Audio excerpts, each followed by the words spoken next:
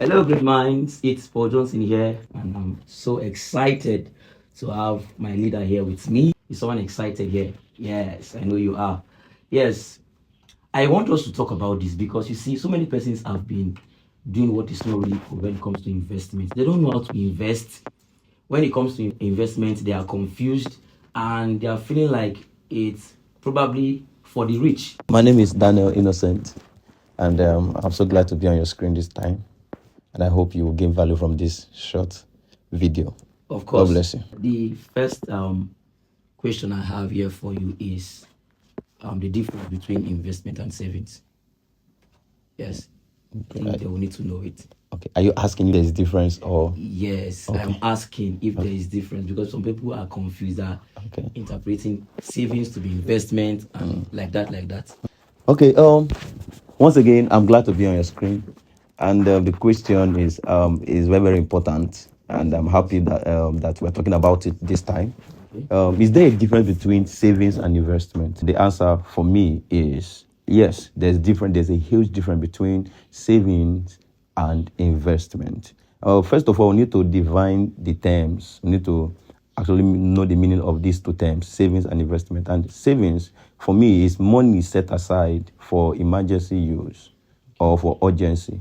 And this money is easily accessible. You prioritize accessibility over growth. Savings bring lower returns compared to investment. Saving is easily accessible, and there's one term I want to use. It has low risk. It has low risk end. Yes, money set aside for emergency use. It is easily accessible. It has low risk end. You prioritize accessibility over growth. Then, if you talk about investment is money put into assets for long-term growth. You prioritize growth over easy accessibility.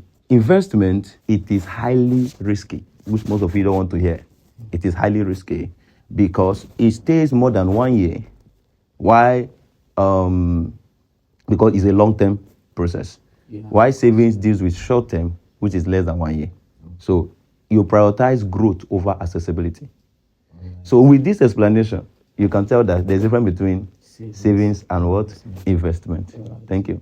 So there is huge difference. So don't be interchanging savings to investment. So the next question is this: the definition you gave, all right? Some persons do talk about long-term and short-term investment. So the question here is, what is the difference between long-term investment and short-term investment, and which will you advise the audience to go for? Well, for me, it depends. It depends on what you want to do. All right. So first of all, when it comes to financial investment, All right. or financial savings, or anything that has to do with finance, what is the most important thing is knowledge. Okay. Knowledge. Money deals with knowledge and wisdom. So money is a spirit as it is. And if you want to deal with a spirit, spirit does not answer to vacuum. It happens to something. It requires something to actually lay hold on money. So when you want to deal with money or finance, you have to have understanding of what you want to do. Savings and investment deals with short and long term. So the difference between long and short term in this school of study is that anything that has to do with short term runs between 1 year. It's a space of 1 year. Short term, it's a space of 1 year, and in this space of 1 year, it is easily accessible with low risk. Yes. I'll give you an example. When we talk about short term, you can save money with someone and with a brother or a sister of yours In the house. in the house, for example. By that step alone, you know that this thing, anytime you do me anyhow, sorry to use to speak pidgin, anytime you do me anyhow, or anytime I feel like I can call my brother and say, Baba, give me my money.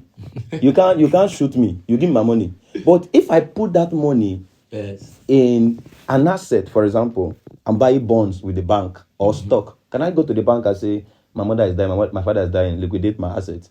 No. So long term has to do with more than 1 or 2 years, and that is why it is highly risky because you don't control it. It's uncontrollable. You are not the principal. You can't control it. So while short term deals with 1 year, long term deals with more than 1 year. Okay. So that's the difference. Wow. So as I was saying earlier, so if you want to save money You want to save money that you and you know that this thing you're going to save, you're going to need it maybe towards house rent or towards buying a car. You know they're going to buy this car in 1 year. You know you don't need to put that money into assets. That will turn it to a long term. In other words, that time will come. You start running up and down.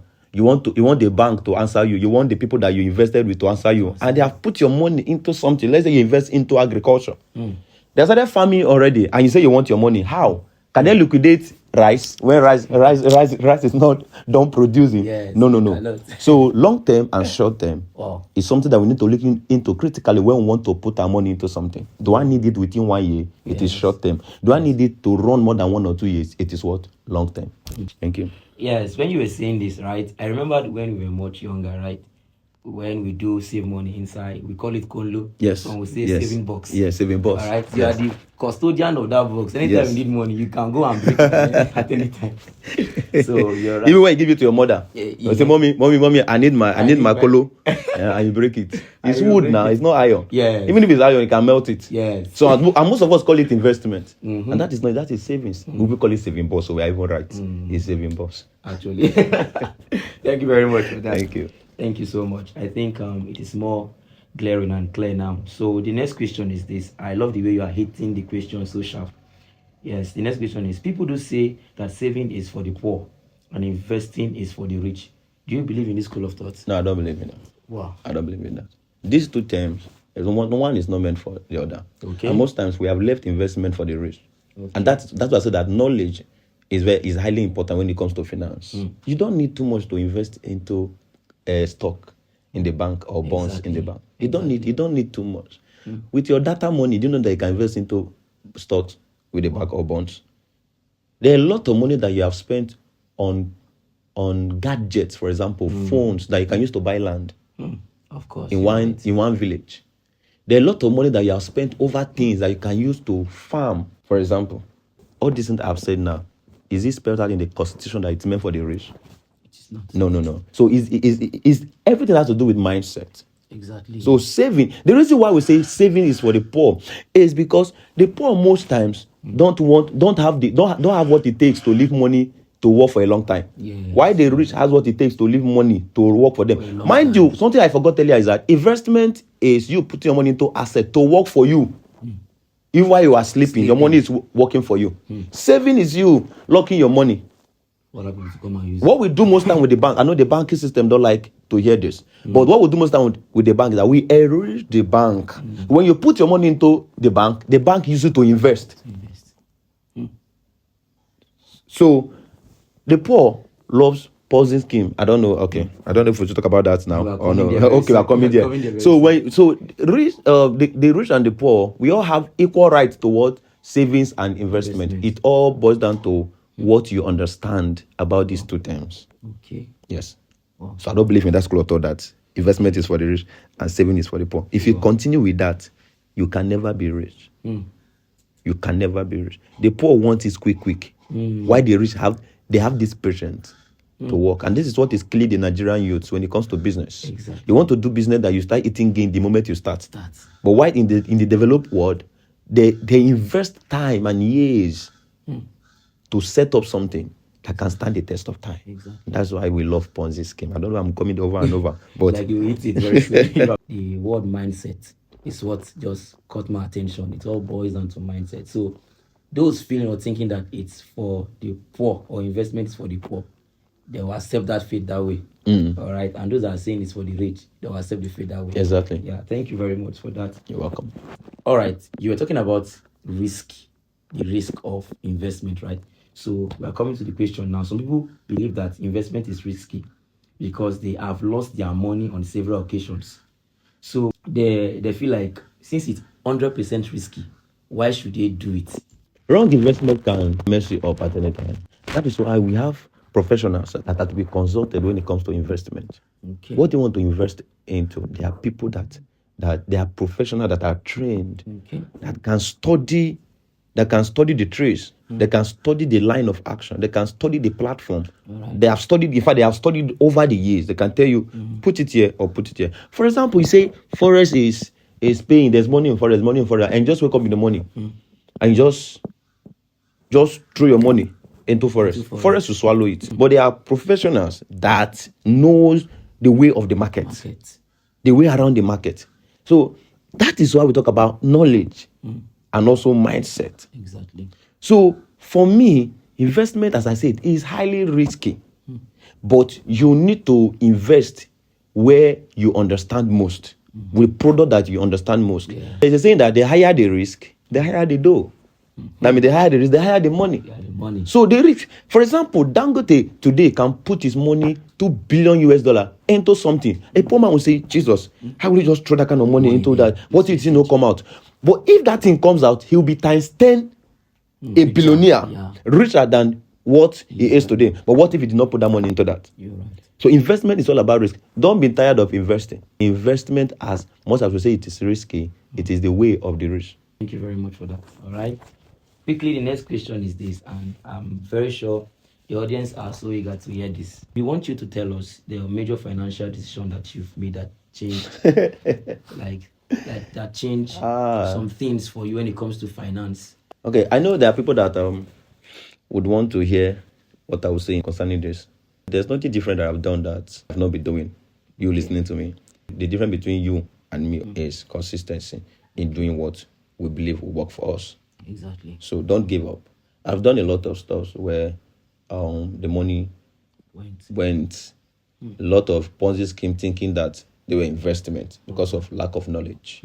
So what I kept on doing is I kept throwing in money into different things. There's something that I'll say on the screen that you might not agree with me. I'm someone that believes in I need to be a jack of many trades until I find the one that is meant for me. For you. Yes. So a lot of persons cannot multitask when it comes to money. You need to multitask. I mean, multitask in investing, multitask in savings. So to keep doing that thing you're doing, be consistent. Well, what is working for me right now, and I believe that what is working for a lot of persons today is consistency in doing what you are doing. Yes. So the decision I made is to be consistent. Is to tell you that the guest we are bringing here is not to tell you that this is the 15 steps to follow to change your financial level. We are not doing that. All right. This is what they've done over time, and it's worked for them. Thank you very much for being sincere with that answer. You're welcome. So the next question is this. I want you to tell us about those that are in school, depending on their parents, right? Like they feel like, I'm depending on my parents when it comes to feeding. Where am I going to get money to invest from? So they do say words like this. Yeah, so what would you say to them? All right. My advice to students, especially in the university students or those of us in the higher institution, is that whatever you don't start practicing now, you can't start practicing it when you're done with school. There's nothing that is saying to you that because you are in school, you should not save. As a matter of fact, we do say it. I do hear when I was a student, I did not believe that that's a statement up until I graduated. That students are even more richer than those of us that are out of school. You will know that when you are in school, for the first 4 or 5 years after you graduate, you know that the money you saw while you were in school, the daily money, weekly, monthly money that you saw while you were in school, after graduation, my dear, it's like they locked the gate of heaven. It's gone. So it is all about mindset. If you have the mindset that because you are a student, you don't have money to invest, now calm down, relax. My sister, start calculating from 100 level down to whatever level that you are now. Calculate the amount of money that you used to make your hair. The amount of money that you made to fix your nails. Especially the Gen Z student right now. Yes, of course. Now look at them when they want to graduate. Look at they have 7 days to do the FIB week. Look at what they put on from day 1 to the last day. You find out that they are spending millions already, but they don't know. Of course. So where did that money come from? That money came out because they were determined to do that in that week. That's why the money came out. So if you're determined to put money into agriculture, into buying stock or bonds with the bank, or into buying a land, that same determination can bring that money for that investment. There are a lot of students that have put into grants. They open up their mouth to go to the net to browse about grants, to browse about scholarship, about things that they can do while they are students. So it's all about the zeal. You have this zeal that you want to graduate and you must put on the best hair, the best shoe, the best dress. And the money came out. Money is a spirit and you need to beckon on it. Yes. So it answers to the right beckoning. Of course. So there's nothing that says that because you're in the forward of the university, you don't have money to save. It's all about mindset. The Nigerian student have this mindset that as long as I'm in the school, I will eat my parents' money. And there's something that, I don't know if we'll have the chance to talk about it on this podcast platform. There's something that I would love the Nigerian youth or the children, the little ones growing up, or even our students now, those of you in 100 level or planning to enter the university. There's something I want us to, if we can get it right, you will find out that a lot will change in Nigeria's system. The government cannot help much, as we have seen. Yeah. Do you know that whatever you, I said it earlier, that whatever you want to become after school, start it while you're in school. Start it while you're in school. Whatever you want to become, start it while you're in school. Even though you want to work in the office, there are a lot of things that you need to know about working. Let's say you're studying accounting and you want to practice. There are a lot of things. There are a lot of things that you need to put into. When you're studying to get your BSc certificate, there's ATS for you to put into. There is ACAM for you to put into. What you are doing is you are expanding your mind. So when it's time to practice, when you begin to talk, they'll be like, well, you just graduated. Anything you know as a man that has practiced for 20 years, the only thing you know what I mean is the experience that you have, because you have dealt with these things every day. But I have the knowledge.